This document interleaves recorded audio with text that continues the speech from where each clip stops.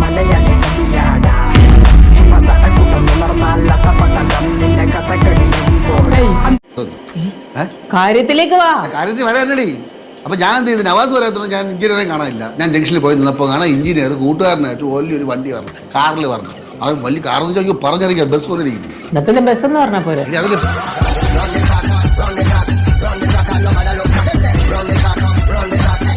ഇവിടെ ഇതിന്റെ സത്യാവസ്ഥ എനിക്കൊക്കെ അറിയാം. ഈ ജമീല സ്റ്റോഴ്സുകാര് അഡ്വർടൈസ്മെന്റ് ഓഫീസിൽ വിളിച്ച് പറഞ്ഞു ഏറ്റവും നല്ല സ്പോട്ട് നിശ്ചയിക്കുമെന്ന് പറഞ്ഞു.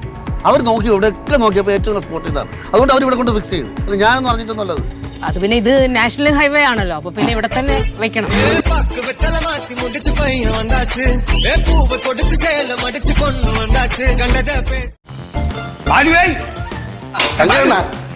രാവിലെ ഒന്നാ അച്ഛാ ശിവാനി ട്രെൻഡിങ്ങിന് കയറി. ഇറങ്ങാനാ?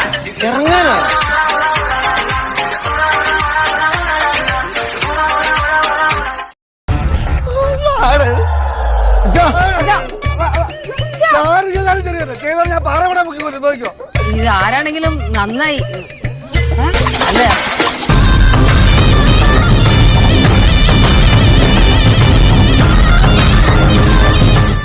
മനസ്സെന്ന് പറഞ്ഞാൽ കുട്ടി കുരങ്ങന്മാരെ പോലെയാണ്. അങ്ങോട്ട് ചാഞ്ചാടും ഇങ്ങോട്ട് ചാഞ്ചാടും, അങ്ങനെ ചാഞ്ചാടിക്കൊണ്ടേയിരിക്കും. പിന്നെ വലുതായി പ്രായമൊക്കെ ആകുമ്പോൾ അത് മാറും. അങ്ങനെ മാറാൻ സാധ്യതയൊന്നുമില്ല. അത് 52, 54, 55 വയസ്സായിട്ടും ചില ആൾക്കാരെ മാറണില്ല. പിന്നെ സത്യം പറഞ്ഞ കുട്ടമ്പള ഉദ്ദേശിച്ച പറഞ്ഞില്ലേ?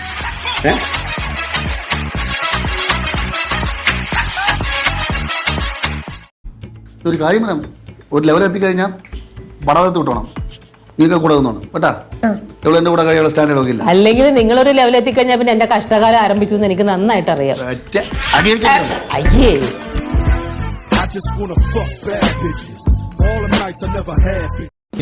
എനിക്ക് സ്പെഷ്യൽ വേണ്ടേ? വേണ്ട വേണ്ട.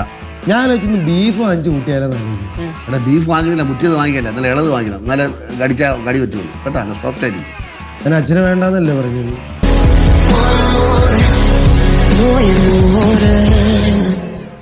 അങ്ങോട്ടും കാണിച്ചു, അത്രേ ഉള്ളൂ. അത് പൊളിച്ചിട്ടാ ഞാൻ ഫുൾ സപ്പോർട്ട്. നീ എന്റെ കൂടെ നിന്നാ മതി.